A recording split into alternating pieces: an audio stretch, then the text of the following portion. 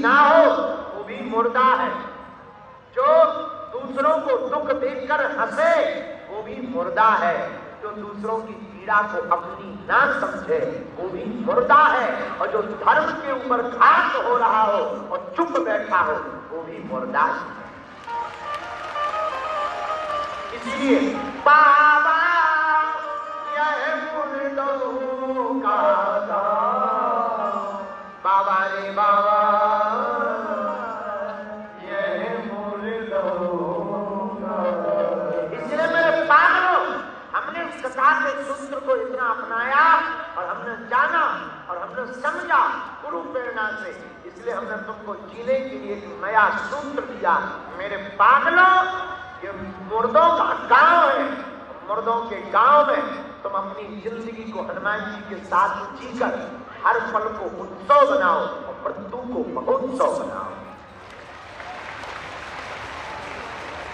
आप अपनी जिंदगी को उत्सव बनाओगे, मृत्यु को महोत्सव बनाओगे, तो मौत भी जिस दिन सामने आएगी वो भी शर्मा जाएगी। कल पंडित जी बहुत बड़ी बात बोल रहे थे हमारे गुरु प्रसाद जी। मौत की भी एक दिन मौत आएगी, मौत की भी एक दिन मौत आएगी जब मेरी मौत आएगी।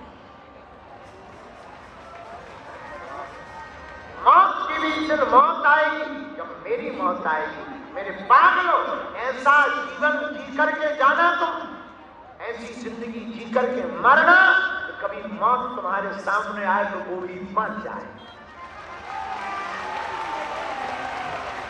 वो भी कहे मैं किस बादशाह को लेने आ गई, वो भी कहे कि मैं किस शहंशाह को लेने आ गई, वो भी कहे कि मैं किस साधक को लेने आ गई, वो भी कहे मैं किस मुस्कुराने वाले को लेने आ गई।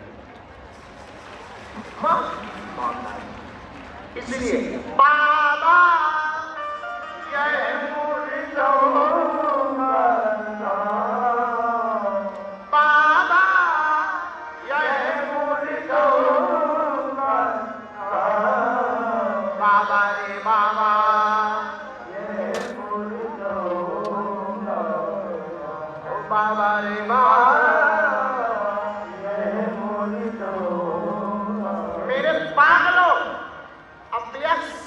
मृत्यु है तो सुयश जीवन है। अपयश अगर मृत्यु है तो सुयश जीवन है। रोना अगर मौत है तो हंसना जीवन है। रोना अगर मौत है तो हंसना जीना है। शक्ति अगर जीवन है तो क्षीणता मौत है। जागना अगर जीवन है तो सोना मौत है। मेरे पागलों, जागो, जागो इस प्रकार से कि तुम्हारी जिंदगी की लाइफ स्टाइल को देख करके दूसरे भी कहें क्या बात है। महाराज वो कैसे संभव होगा? वो कथा से ही संभव होगा, वो भगवत कृपा से ही संभव होगा, क्योंकि कथा हमारे भीतर के हृदय को झकझोर देती है। कथा हमारी वास्तविकता बताती है। हम बाहर दिखने में कुछ और है, अंदर कुछ और है। हमारा अभिनय कुछ और है, पर सच में हम होते कुछ और हैं। हम लोग बोलते कुछ और हैं, पर रियलिटी में होते कुछ और हैं। और इस जिंदगी में, इस दुनिया में, इस भारत में जितने भी लोग हैरान हैं वो सिर्फ इसीलिए परेशान हैं कि वो जो है वो दिखना नहीं चाहते, जो नहीं है वो दिखना चाहते। वो जो है वो दिखना नहीं चाहते और वो जो नहीं है वो दिखना चाहते। इसलिए पूरी दुनिया के लोग ज्यादातर स्ट्रेस में जीते हैं, डिप्रेशन में जीते हैं और परेशान रहते हैं। और महात्मा इसलिए मुस्कुराते रहते हैं, क्योंकि मुस्कुराते इसलिए क्योंकि वो जो होते हैं वो दिखाते हैं। इसलिए बाबा यह मुर्दों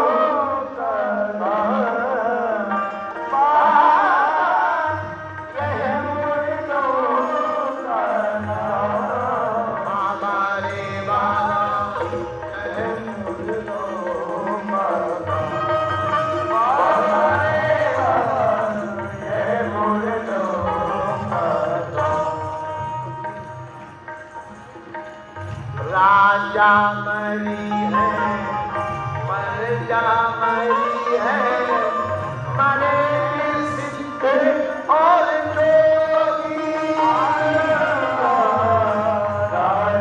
मरी है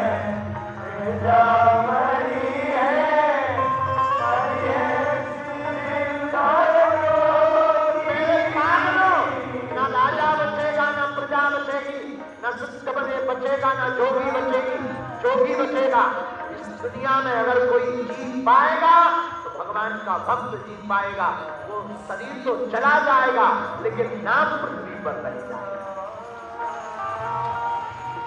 राजा मरी है मरी है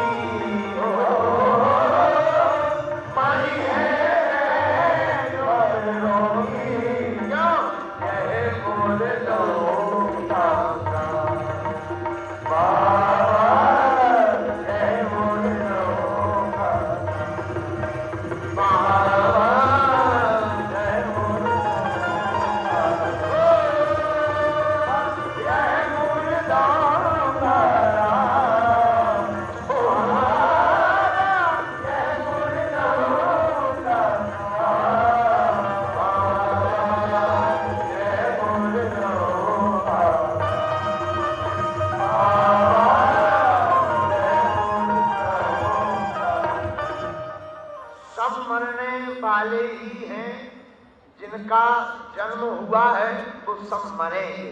अरे भाई महाराज मरेंगे पर इतना डरवा क्यों रहे? नहीं, डरवा नहीं रहे, जगा रहे हैं। मरना तो है ये तुम जानते हो पर तुम मरने की बात नहीं करते, मरने की बात में डरते हो। मरना है कि तुम जानते हो। अच्छा देखो, मरना सबको है पर मरना कोई नहीं चाहता। मरना सबको है, मरना कोई नहीं चाहता। हम इंजेक्शन भी ले रहे हैं पर मैं दवाइयां भी हम मरना चाहते। तो मरना सबको है और मरना कोई नहीं चाहता। मेरे प्रियजनों, भगवान ने ये तन हमें इसीलिए दिया है। किस लिए दिया है? भोग के लिए नहीं, योग के लिए दिया है। साधन जुटाने के लिए नहीं, साधना पाने के लिए दिया है। संसार का रहस्य जानने नहीं, अपने आप को खुद को जानने के लिए दिया है। अच्छा, दूसरों के बारे में तो जानते, खुद के बारे में नहीं जानते। दूसरों के बारे में जानना ज्ञान है लेकिन खुद के बारे में जानना आत्मज्ञान है। और दूसरों के बारे में तो बहुत लोग जान लेते हैं, खुद के बारे में बहुत कम लोग जान पाते हैं। बोलो सीताराम।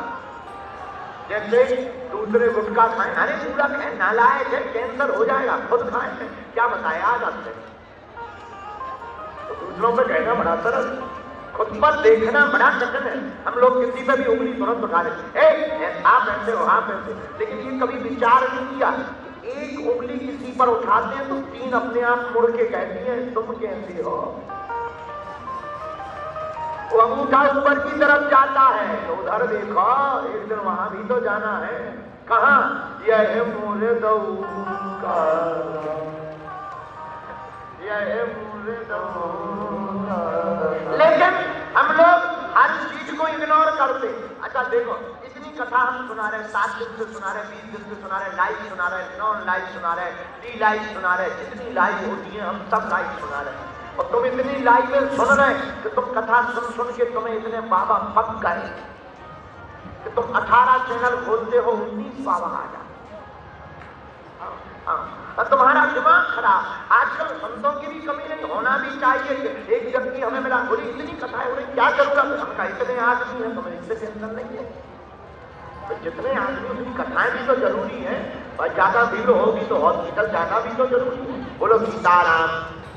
एक आदमी बोला हॉस्पिटल अलग है, कथा अलग है। हमका बा हॉस्पिटल तन का रोग मिटाता है, भगवान की कथा मन का रोग मिटाती है। दोनों काम करती है, दोनों जरूरी है। बोले महाराज कथा जरूरी है, हमका बहुत ज्यादा जरूरी है। बोले कैसे? पढ़ा लिखा था। अब ये नहीं बताएंगे कि वो हमारे ही गांव का था, पढ़ा लिखा था, बड़ा था, चंचूला, तो ज्यादा पढ़ा लिखा। बोले इतनी कथाओं की क्या आवश्यकता? हमने कहा कंप्यूटर का जमाना है, कंप्यूटर जब ज्यादा चलता है तो वायरस आ जाता है कि नहीं? बोले बिल्कुल आता है। हमने कहा जब कंप्यूटर में वायरस आता है तो हम लोग क्या करते हैं? एंटी वायरस प्रोग्राम इंस्टॉल करते हैं। कंप्यूटर में वायरस आवे तो एंटी वायरस प्रोग्राम इंस्टॉल करते हैं, कंप्यूटर बिल्कुल स्कैन हो जाता है, एकदम फ्री चलने लगता है। उसी प्रकार संसार भी एक जमाना है, इस जमाने में भी कंप्यूटर का जमाना है और ब्रेन हमारा कंप्यूटर है। और जब ब्रेन में वासनाओं के हिसाब से वायरस आ जावे तब कथा रूपी एंटी वायरस प्रोग्राम को इंस्टॉल कर लेना चाहिए। जब कथा रूपी प्रोग्राम को आप इंस्टॉल कर लोगे, जैसे ऐसे समझो और थोड़ा सरलता से समझाते हैं। खिड़की दरवाजे बंद करके ताला लगा के भले ही तुम जाओ, कितने भी बंद कर दो, लेकिन जब तुम 2-4 दिन बाद घर आओगे तब भूल ही पाओ।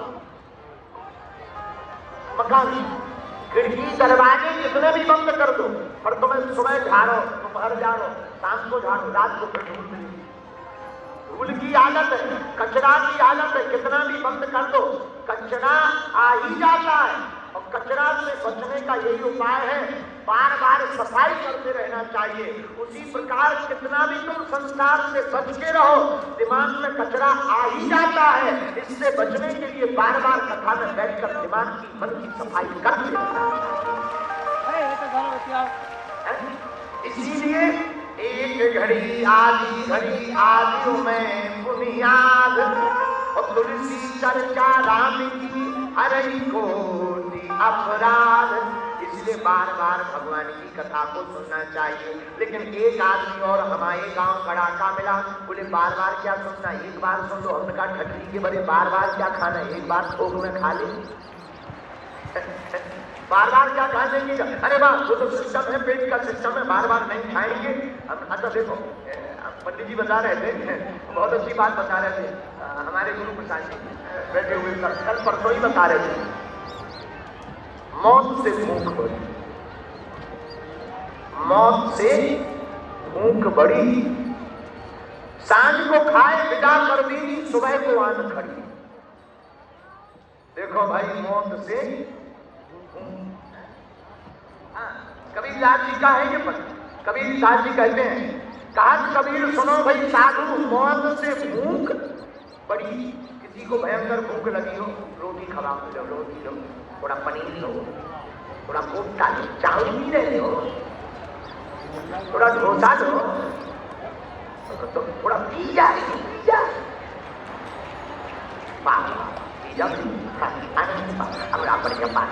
और रसगुल्ला एक आदमी कितना खतरनाक था, इतना खाता था, खतरनाक। तो हम ये नहीं बताएंगे वो हमारी मंत्री में था। एक दिन उसे उन्होंने खूब खवाया। अब जब उन्होंने खूब खवाया तो उन्होंने कहा एक रसगुल्ला और। अब बोले हम आप मान नहीं करेंगे, हमने 12-13 लोगों के लिए भोजन बनाया, अकेले सबका मैं हमारा खा गया। हम तो अच्छे फरफरा गए, उनके लिए उनका मामूल से बड़ा। तो हमने कहा रसगुल्ला जो रसगुल्ला, बोले अब आप कह रहे हैं तो मैं उसको इच्छा मना तो करो, उन्होंने रसगुल्ला खाया। एक गुजिया रखी, हम कहीं नहीं गुजिया तो खानी नहीं चाहिए। बोले बस अब बहुत हो गया, अरे मुझे गुजिया ले हो। बोले अब जाना कह रहे हैं, अब आप क्या नहीं होता,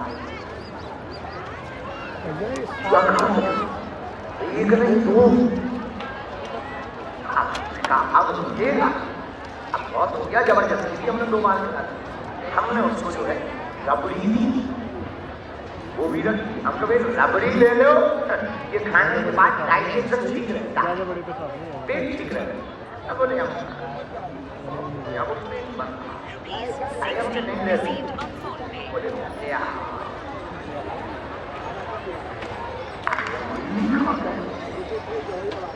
तो अटैक खाने लगा। हमने जब खा लिया हमारी लंबी लौट के पड़ी इनको अब और प्रस्तुत करें, क्योंकि प्रस्तुत करने का कोई मतलब ही नहीं हुआ, इसका कटकना है। कौन बर्बादी करे, बाद में फलाहार रखे थे, फलाहार बच्चे लेकर लो। पता है क्या बोला? बोला तो हाजमा की गोली क्या? हम इसका मतलब क्या? बोले हाजमा की गोली खा लेते फलाहार, उसके बाद जो फलाहार करेंगे। अरे हमका भगाओ इसको, हमका लट उठाओ, 13 जनन को खा दो, रबड़ी खा दो, रसगुल्ला खा दो, गुजिया भी खा दो। अबे हाजमा की गोली खा के फलाहार भी खाएगा, कुछ देर बाद ये भेजा भी खाएगा। इसको हटाओ भाई, बड़ी मुश्किल से हटा। लेकिन हमने बाद में जाते जाते उसका हाथ पकड़ा। हमने एक बात बताओ, जब तुम इतना पेट तुम्हारा भर गया था, हमने रसगुल्ला दिया, तुमने क्यों खा लिया? बोले वाह, बस में भले ही सवारी फुल हो गई हूँ, पर प्रधानमंत्री आ जाए देश उसको खाली करनी पड़ेगी। बोले भले ही हमने कहा ठीक है रसगुल्ला तो प्रधानमंत्री है, गुजिया क्या थी? बोले वो राष्ट्रपति। हमने कहा गुजिया राष्ट्रपति, तो रसमलाई क्या है? बोले ये लटकने वाली सवारियां है। और हमका फलाहार बोले ये ओवरलोड छत के लिए है। अरे हमका सवारी है महाराज, हमका दर्शन। ऐसे भी कुछ खाने वाले लोग विचित्र लोग होते हैं, इतना खाते हैं। खाना चाहिए, हम ये नहीं करें कि नहीं खाना चाहिए, खूब खाना चाहिए, दम से खाना चाहिए, जो मन में आवे उसको खाना चाहिए, लेकिन इतना खाना चाहिए कि खाना खाते रहें। एक ही देर में ना रुक जाए, बातें रहे, खाते रहे। भाई वो आदमी जितना ही खाता है, इसका जितना खाता है, जिसका जितना खाता है उतना ही तो खाता है। तो खाते रहना चाहिए। लेकिन मेरे पागलों, हम तुम्हें जो समझाना चाहते हैं इस संकेत के द्वारा, खाते खूब रहो, पर पेट खाते खाते खाते पेट साफ करने के लिए भी जाते रहो। ज्यादा खाता है तो पेट साफ करने जाना पड़ता है। मेरे पागलों, हम यही तो मैं समझाना चाहते हैं, दुनिया में तुम खूब रहो, लेकिन बीच बीच में अपने ब्रेन को क्लीन करने के लिए कथा में आते रहो। कथा में आओगे तो मन की शुद्धि होगी, विचार की शुद्धि होगी। हम नहीं कह रहे, रामचरितमानस में सत्संग की बड़ी महिमा गाई हुई है। एक चौपाई में गो कलिकुल से कर पावन अवतार श्री तुलसीदास जी महाराज जी ने कह दिया, बिनु सत्संग विधि न होई।